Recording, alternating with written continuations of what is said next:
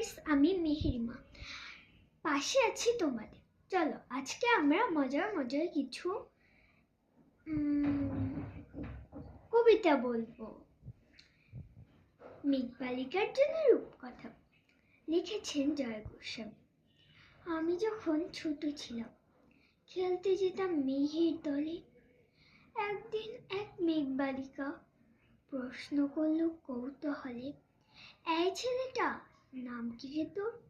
আমি বললাম ফুসমন্তর। মেঘবালিকা রেগেই আগুন, নাম কি অমন হয় কখনো? আমি বললাম নিশ্চয়ই হয়, আগে আমার গল্প শুনো।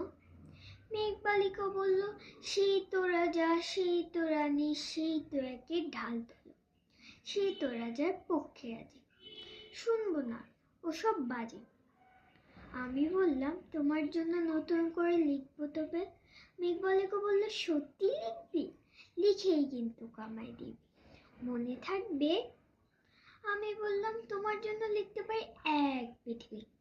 লিখতে লিখতে লিখতে লেখা যখন সবে মাত্র 2-4 পাতা, হঠাৎ করে ভূত চাপলো আমার মাথায়।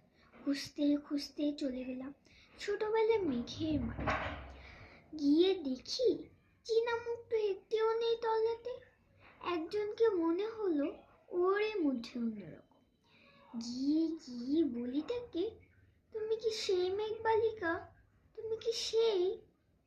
মেঘবালিকা বলল, আমার সব মনে তো নেই, আমার সব মনে তো নেই। আমি বললাম, তুমি আমার লেখার কথা বলেছিলে। মেঘবালিকা বলল, সঙ্গে আছে ভাসিয়ে দাও গায়ের ছিলে। আর হ্যাঁ শোনো, আমি আর মেঘ নই, আমাকে সবাই বৃষ্টি বলে ডাকে। Bye bye.